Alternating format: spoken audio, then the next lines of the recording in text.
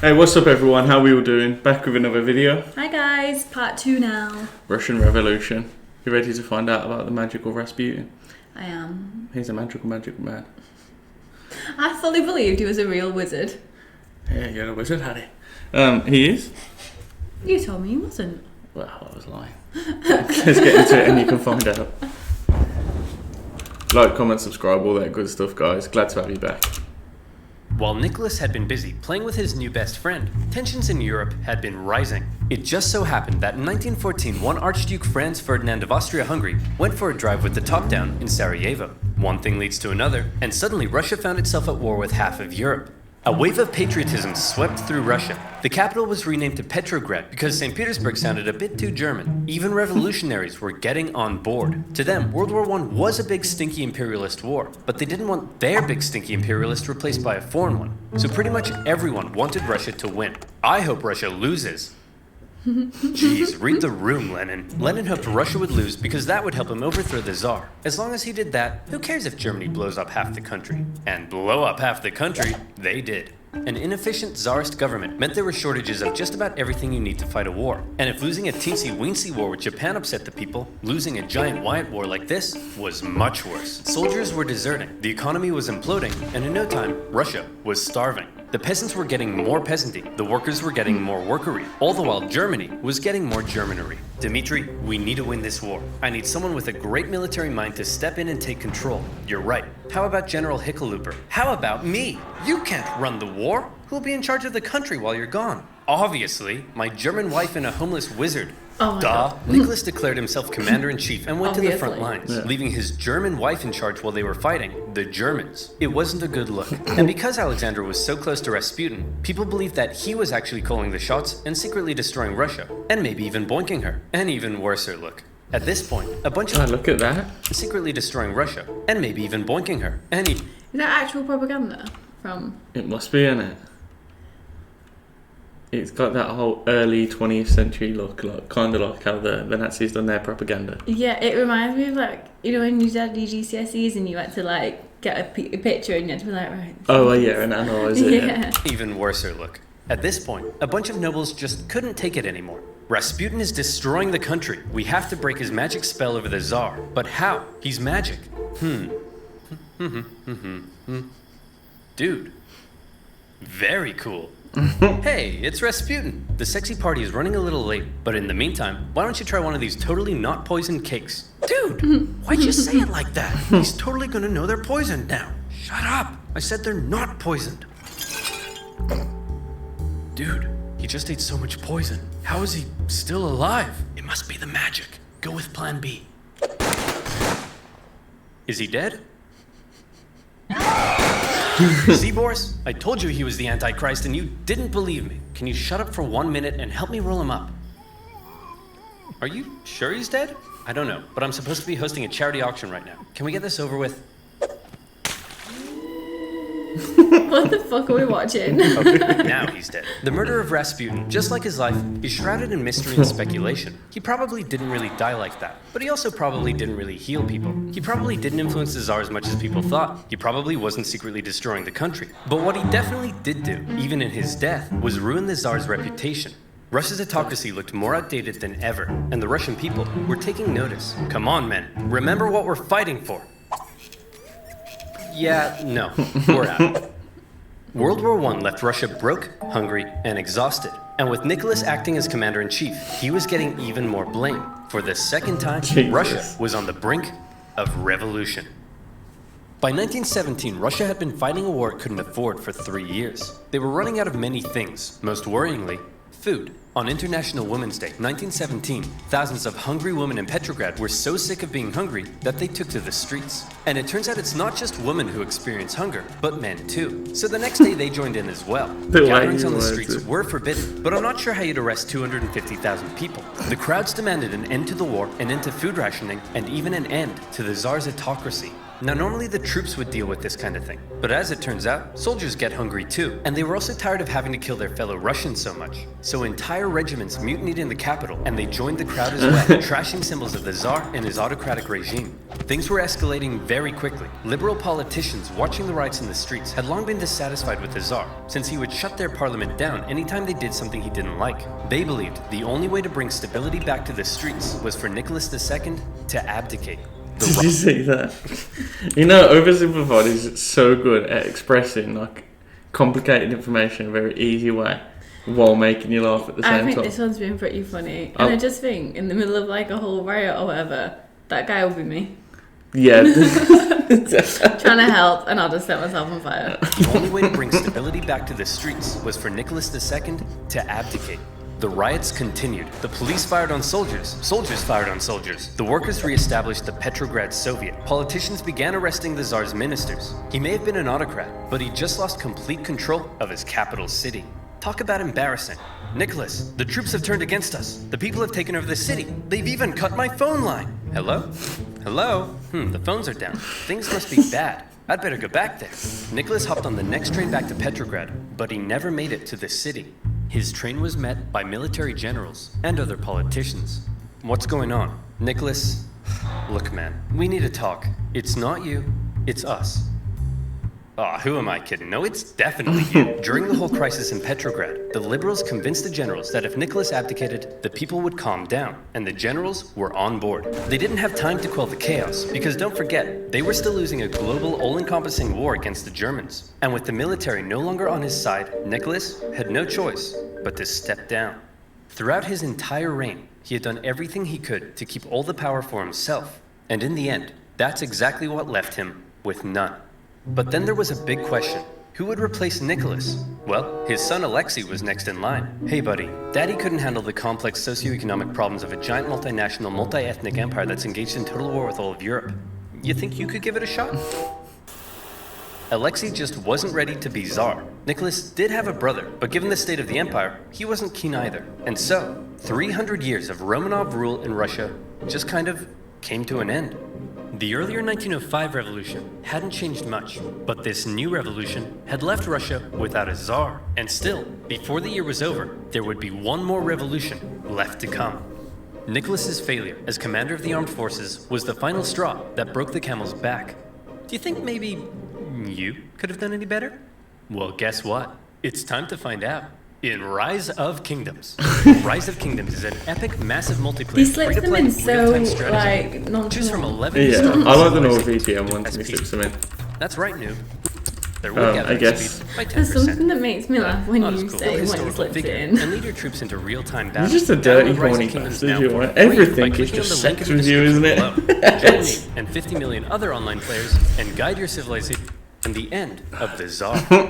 Oh, hey guys, says here there's been a revolution and the reign of the Tsars has ended. Oh, come on, I missed another one? Why am I even in this video? Well, it's not like you could have done anything. As long as there's a world war, you can't get back to Russia. I've just noticed all the OverSimplified mugs that they've got. Oh yeah. Yeah. Well, it's not like you could have done anything. As long as there's a world war, you can't get back to Russia.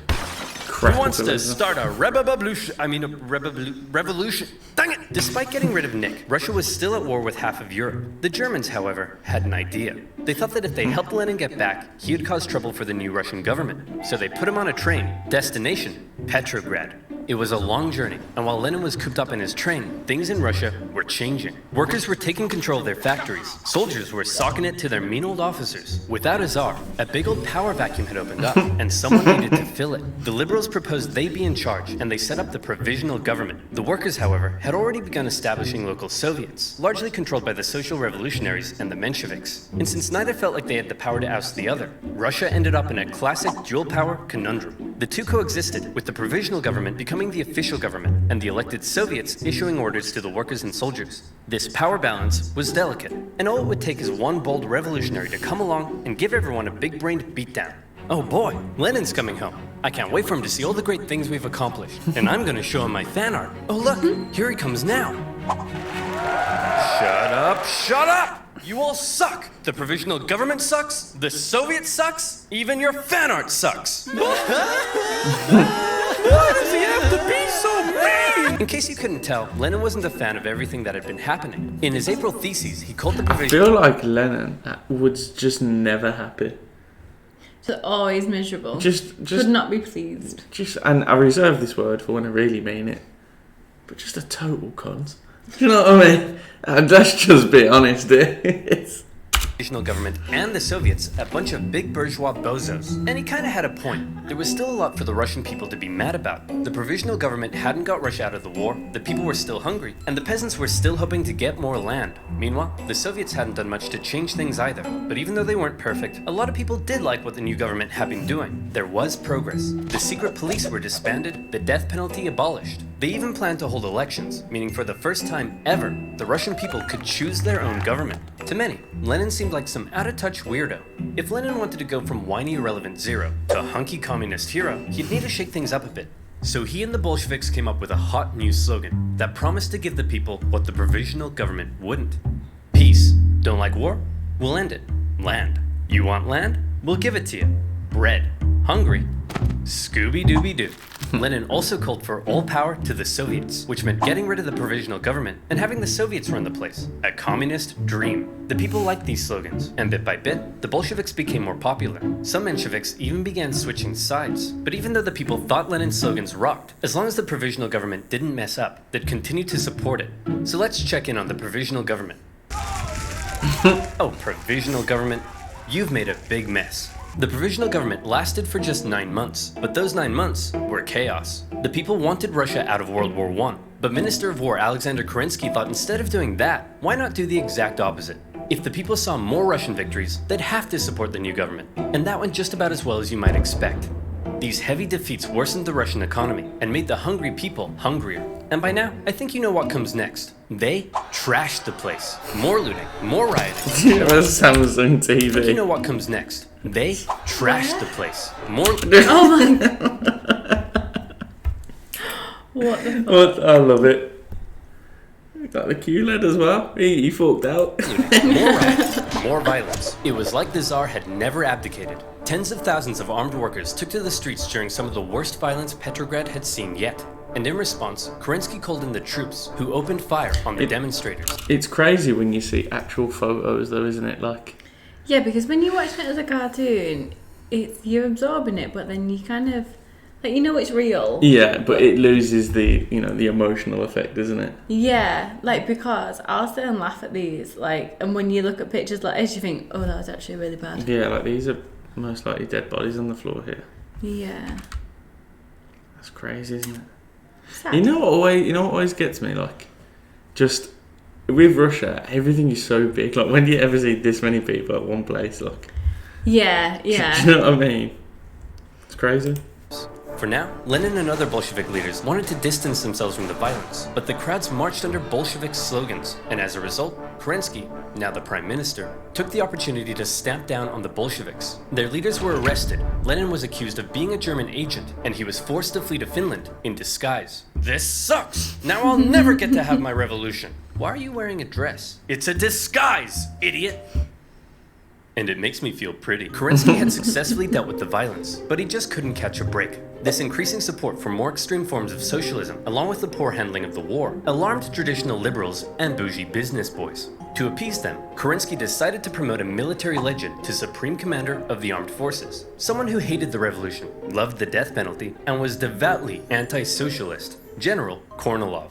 Hey man, thanks for the promotion. That was real swell of you. Of course, with you by my side, who would dare try to overthrow me? How about me? I did not see this coming. Unfortunately for Kerensky, Kornilov hated the liberal and socialist reforms of the new government, particularly the dumb socialist soldiers' committees. The army was no place for undisciplined left-wing snowflakes. Fearing a Bolshevik takeover was imminent, Kornilov ordered his men towards Petrograd to oust the Soviet and take over. Kerensky freaked out, and he needed help. Since he knew Trotsky was finger-licking good at organizing, he and other Bolshevik leaders were released, and they, along with the Soviet, organized the defense of Petrograd. Trotsky's look is just so distinctive, isn't it? Yeah. One of my subscribers says, Trotsky. But have you ever seen him comment? And he's got his actual name is Trotsky, and he's got the picture as well. No, I haven't seen them. Really? No. Trotsky will probably be watching this actually, but The first time he commented, I was like, oh my god, is it the actual Trotsky? Kornilov had the power of soldiers, but the Soviet had the power of workers. And they did what workers do best. Railroad workers diverted Kornilov's men away. Telegraph workers messed with his communications. They even infiltrated his forces and encouraged the demoralized men to desert. They were also armed en masse, but in the end, no fighting was necessary because Kornilov's coup just fell apart, and Kornilov was sent straight to prison. Everything was coming up Kerensky. Hey, thanks for the help, boys. Couldn't have done it without you. Now that there's no longer any threat, how about you, return all those guns I gave you? No.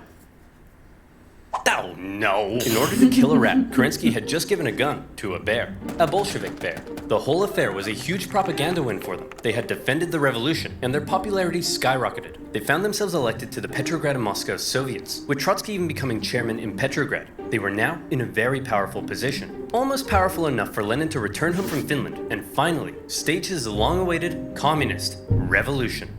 The Bolsheviks began planning their takeover of the Russian government. Some got cold feet and began arguing against Lenin's armed revolution in favor of a more peaceful approach. And they even wrote newspaper articles about it, which kind of gave the whole scheme away. The Bolsheviks are planning an armed revolution? I did not see this coming. Kerensky began arresting Bolsheviks, and as a result, Lenin and the boys felt they had no choice but to commence the revolution right now. Lenin was back in Petrograd, but was still in hiding, so Trotsky got the ball rolling, using his position as Soviet chairman to organize the Bolshevik militias. Now, if you were to ask Soviet artists, the revolution went something like this. As much as they would like you to think it was a glorious, violent, heroic takeover, the truth seems to be a little more underwhelming. The Bolsheviks just kind of walked into key buildings in the city and took control. Bolshevik supporting sailors even brought in a huge battleship, but there wasn't really any fighting. Nobody really tried to stop them. In just one day, they took control of the city. Next, Kerensky just managed to escape before the Bolsheviks surrounded the Winter Palace, placing the provisional... You know, I gotta say, like, before I'd learned anything about the Russian Revolution, that propaganda really worked, because I always imagined it to be like absolute civil war in the streets and and just death just battering each other. Yeah, death by the near millions, like, and just complete chaos, because that's all you ever see when you see artwork from the Russian Revolution. It's just piles and piles of bodies, and So there was none of that? I mean, like, there was some violence, but not to the extent that it was portrayed, though. Yeah, it was massively over exaggerated. I can't speak. Are you okay? Next, Kerensky just managed to escape before the Bolsheviks surrounded the Winter Palace, placing the provisional government under siege inside. Is it safe to come out yet? I think so. Fear my revolutionary might! Give me that. That night, Lenin came out of hiding to play a bigger role in the revolution. With him back at the helm, they had one more job to do: storm the Winter Palace and arrest the provisional government. And here comes the final showdown. The palace was defended by a force known as the Battalion of Death, who immediately gave up. And just like that, Lenin had won. As far as violent, bloody revolutionary uprisings go, this wasn't really one of them. But Lenin was finally in charge of Russia. He had spent his whole life dreaming of this moment. He set up the first council of... I'm sorry, I know we keep pausing, but you'd never imagine the French to be more violent than the Russians, would you? No. Do you know what I mean? When you just look at the two as a people, you wouldn't think that the French would top the Russians for violence. And I feel like the Russians, you'd think, were winning on like the actual physical violence, but I feel like the French would be sneakier. yeah, Do you know what I mean? yeah, definitely. Tactical. Yeah, they are sneaky little bastards, aren't they? Well, I didn't use those words. I'm using them words. was finally in charge of Russia. He had spent his whole life dreaming of this moment. He set up the first council of People's Commissars, his own cabinet, with him in charge. This was it, his chance to finally make his communist utopia, with equality and freedoms beyond compare. Hey Lenin, before we took power, they were planning on holding elections. Shall we go ahead with those? Of course. You can't have a communist utopia without high levels of political participation. The proletariat should be free to elect who it. What? The social revolutionaries won. We lost. Those don't count. Lenin claimed the elections were unfair, and the Constituent Assembly they created was counter-revolutionary. He presented the new assembly with a motion that basically said, sign here and give up your power. And when the assembly was like, no, Lenin said, see, they're disobeying me. Proof they're counter-revolutionary. Shut it down, boys. Moderate socialists and others weren't happy when Lenin had the assembly closed by force, and when campaigners began taking to the streets, they were fired upon. For Lenin, setting up a communist utopia was looking suspiciously like setting up a dictatorship. While he was implementing many of the communist policies you'd expect, he was also refusing to work with other political parties and cracking down on opposition. Hey Lenin, are you setting up a dictatorship? I'll shoot you if you are. Of course not. What a crazy theory. Anyway, I'm pleased to announce I'm setting up a secret police force to repress and kill traitors. And by traitors, I of course mean anyone not loyal to me. Owie, owie, owie, owie, owie. The assassination attempt made on Lenin's life in August 1918 failed, but in response, the Bolsheviks ramped up their oppression. But while all of this chaos was erupting back home, Lenin and the boys were also distracted by another problem. They were still at war with the Germans, and they had promised to give the people peace. So Lenin made Trotsky Commissar for Foreign Affairs, and sent him off to negotiate a peace deal with the Germans. The Germans offered Trotsky really harsh terms. He looks much more professional with his hat on and not his crazy electrocuted professor hair. I'm not gonna lie, I like the hair. No. It's the beard. Because they were winning the war. Yeah. They demanded Russia give up a butt ton of good land, beard. something that would be devastating to the economy. Look, I know it's not great, but I think we have to accept it. Are you insane? This will ruin us. Hey Trotsky, you got a big brain. What do you think? How about no war, no peace? What's that, Mr. Trotsky, sir? It's simple. No war means we'll stop fighting the Germans, but no peace means we won't sign the peace treaty either. Then, when the Germans see we've just stopped fighting, they'll have to leave us alone or something. Trotsky, that's genius! I could kiss you. Do you want me to kiss you? Stop asking me that. Trotsky's no war, no peace plan was a huge success. Oh, wait, no, just kidding. It went exactly as you'd imagine. When the Germans saw the Russians had stopped fighting, they slammed 700,000 troops deep into Russian territory with no resistance. Now, the new peace treaty offered by the Germans was way worse, with Russia losing a huge amount of territory, population, and resources. The Bolsheviks had Wait. with Russia losing a huge amount of territory, population, and resources. A quarter of the population in that much of Russia. It makes sense, though, to be fair. It's a lot of Russia, though, not inhabited, like big areas of it. I'd imagine there's vast amount of area. But if you think of it, because of trade with Europe and everything, and the water, I think it's the Adriatic Sea. No, it's the Crimea. This is Crimea, isn't it? But yeah, you'd imagine that a lot of the population industry live there to trade off with the rest of Europe, and probably a lot of it borders on with China and Mongolia and all that. Oh yeah, because you suppose you wouldn't want to be living right in the middle of Russia. Because if you're setting factories up in the middle of Russia, you'd still have to transport all the goods, wouldn't you? Yeah. Yeah, that makes sense, I guess. Well, it's like Australia, isn't it? Australia's pretty hollow, everything's on the coastline. Yeah. Forces. The Bolsheviks had no choice but to accept, and Russia was humiliated. With Petrograd now... Sorry, just on that same conversation, it's pretty mad then. Like, I know Russia's significantly bigger than America, but America's one of the only nations of that size, and not Canada to that extent, that isn't hollow like that, isn't it? Yeah, it actually you has live all across it, don't you? Yeah, because it actually has like a good interior, and there's... I'm just trying to think of another country that size like that, because in China, a lot of stuff is on the eastern coastline. Yeah. When you think about like in America as well, people that live like in the middle and stuff, and it's still hot, isn't it? Yeah. Imagine living somewhere hot and not being able to drive to the beach. Yeah, well, and the west it is like approaching the west, like in the middle. Oh yeah. Yeah, I know what you mean in a weird way. Yeah, like, deep into we associate heat with the beach because obviously England. Imagine. When the Germans saw the Russians had stopped fighting, they slammed 700,000 troops deep into Russian territory with no resistance. Now, the new peace treaty offered by the Germans was way worse, with Russia losing a huge amount of territory, population, and resources. The Bolsheviks had no choice but to accept, and Russia was humiliated. With Petrograd now in an exposed position, Lenin moved the capital to Moscow, just in case. Things really weren't going well for Lenin, and many people were extremely unhappy with the Bolshevik government and its actions. Lenin, you've pissed off so many people that they've united against you. We're under attack. Relax, we always expected some counter-revolutionary pushback. I think we can handle a few angry monopoly men. But Lenin, it's not just the monopoly men. Okay, who are we up against? Well, the liberals, the social revolutionaries, national separatists in Poland, Finland, and the Ukraine, independent warlords setting up chiefdoms, anarchist rebels, the Green Peasant Armies, the Cossacks, the Caucasian states, the Baltic states, the British, the French, the Americans, and the Japanese. Oh, and a legion of Czechoslovakian soldiers seem to have taken over the Trans-Siberian Railway and stolen all the imperial gold reserves. What? How could this get any worse? Oh, and it says here your mother-in-law is coming to stay. A variety of anti-Bolshevik forces had united together to topple Lenin's government, and Russia descended into a full-blown civil war.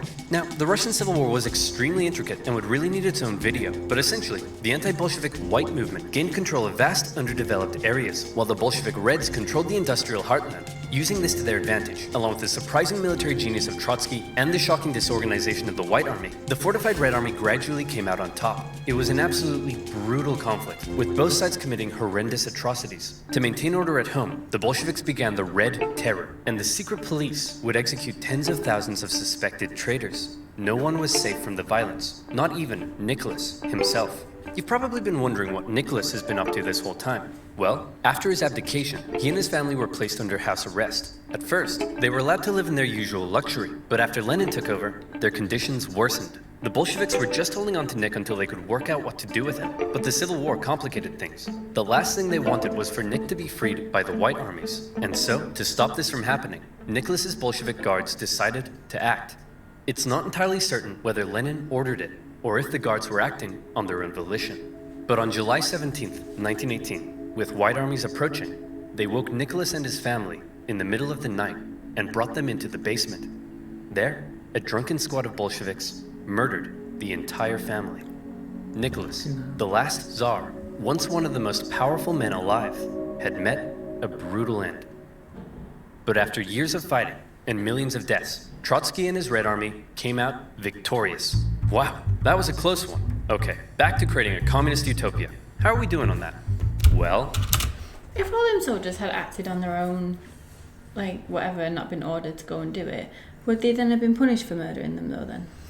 I imagine not if they were Bolshevik soldiers, because the only person that have to report to is Lenin, and Lenin probably wouldn't have cared much about Nicholas So anyway. even if he didn't order it, he probably wouldn't have cared anyway. He'd No. gone and done it. If anything, it probably saved him some trouble, because I imagine if he ordered it and went and killed him, And then it came back. yeah, people wouldn't Definitely. like it. But as the soldiers done it on their own accord, he was probably like, done now then. I imagine maybe there's more to it, but That's so bad. I'm not being funny, but like women and daughters. That's what I mean. What threat were they going to pose, really? But other than spread what had happened, I guess. the Civil War helped create a massive famine and about 5 million people starved to death. There's massive inflation and the ruble is worthless. Hundreds and hundreds of kilometers of railway track have been destroyed. Disease and epidemics have killed 3 million. The population of Moscow and Petrograd has collapsed. Life expectancy has plummeted. Sailors in Kronstadt are rebelling. People are freezing to death in their own apartments and life has been reduced to a constant search for food and shelter. Whoa. Well, this just means I'll have to work twice as hard, day and night, to save the country. Nothing will stop me, short of a couple sudden strokes. Get the doctor. One thing you have to keep in mind is that everything I've been talking about, the Civil War, the assassination attempt, and Lenin's struggle to maintain control at home, were all happening around the same time, and it must have been extremely stressful. Lenin began getting headaches, insomnia, and in 1922, he suffered 2 separate strokes. As the Soviet Union was officially declared under a strict one-party system, Lenin's health continued to decline, and his ability to lead the Communist Party went with it. Everybody assumed Trotsky would succeed him. He was a great speaker, he'd won the Civil War, and he had a dope-ass train. The last person anyone expected to take over was Stalin. Stalin wasn't a great intellectual like Lenin, or a charismatic war hero like Trotsky. He was, as one Menshevik described him, a grey blur. Someone who operated in the background. Someone who you might not even notice. But it was in the background. I'm not gonna lie. I was looking for I'm him. not gonna lie. I couldn't spot him. Who operated in the background. Someone who you might not even notice. But it was in the background that Stalin would rise to power. Here's how it happened. After the revolution, all the Bolsheviks hoped to get a cool job in the new government. What did you get? Commissar for War. Sweet! What'd you get? Secretary. Stalin was made general secretary for the Communist Party. It wasn't what he wanted, but Stalin quickly realized that even though it wasn't fancy, it was a powerful position. As secretary, he had the power to give people jobs within the party. So he would give jobs to all of his pals, who in turn would give him their support. The more pals he gave jobs, the more power he got. The more power he got, the more pals he got. Lenin may have been having wall-to-wall strokes, but he was still involved in the party, and he was taking notice. He wasn't a fan of Stalin abusing his position, or insulting his wife to her face. Lenin knew he couldn't let Stalin take over, but by this stage, he was just too sick to fight it. Hey man, tell whoever's in charge of giving people jobs not to let that jerk Stalin become the next leader. By the way, who did I put in charge of giving people jobs? That would be Stalin, sir. Blah. Well, déjà vu. Lenin's last wish was to not let Stalin take over, but by the time he died, Stalin was too powerful to remove. He had his remaining opponents arrested or killed. Trotsky was banished and fled to Europe. Eventually, he would be assassinated by Soviet spies in 1940. Our dear comrade Lenin has died. We should have a state funeral. No. Let's mummify him and put him on display so people can look at his dead body forever. That's gross. You're gross. Guards, kill him. Lenin had waited so long to take control in Russia, but he never got to see his communist utopia. His short time in charge was spent dealing with the destroyed Russian economy, World War I, and the Civil War. He was cruel and merciless, but he really did seem to believe communism would make Russia a better place. Stalin, on the other hand, would take the Soviet Union down a different path. If you thought Lenin was a tyrant, well, you ain't seen nothing yet, girl. A secret police state, a rapidly militarizing superpower, led by a paranoid man who deeply distrusted the West, would see the world come to the brink of nuclear annihilation. That's right, I'm talking about... Oh my god, that's next, you know. Is it? Well, technically... Remember to click the link in the description below to download... Yeah, technically it'd be the Prohibition next. Okay. Is that right? And then it'd be the Cold War. Yeah, that's right. But then you just said Cold War's next. Or is that just No, but I mean... in like, this? in terms of like the way he released them, it would be, but in terms of like... events occurring. So what would you guys want to see next? Would it be the Cold War or the Prohibition? I can't wait to do the Cold War. The Prohibition's good, but I can't wait to do the Cold War. See, I don't know anything about the Cold War, so I can't be excited for it, but I like the stuff that I know about Prohibition. I think it's just the time period more than the Cold War itself. Because it wasn't that long ago and there was a lot going on at the time. Is it not? It probably would have been horrible. Well, it would have been horrible to live in, but it's interesting to look back on. Yeah. When was the Cold War? Officially, I'm actually not 100%. I imagine it's like... It kind of started immediately after World War II. So we'll say somewhere from the 50s to the late 70s. That long? Well, it wasn't actually a war like with battle. Well, Oh. it was. There was like loads of mini battles with other countries, but not America and Russia. Right, okay, yeah. In fact, let's have a look. When was the Cold War? 47 tonight. Oh shit. Okay. 991? Yeah, okay, fair. Yeah, because Maggie was in charge through like near the end of it. Maggie and Ronald Reagan. How do I not know about this? Yeah, it's really cool. But let us know what you guys want to see. Obviously, that's the most important thing. Yeah. We got some stand-up coming. Someone's recommended us to do T.O. Van. Oh yeah, I've seen that. Yeah. So we could do that. I've only ever seen him on like Joe Rogan's podcast. Like I've never actually watched his stand-up, so that'd be good. I'm pretty sure I haven't watched his stand-up. I've seen the request, but I don't actually know who he is. He's good.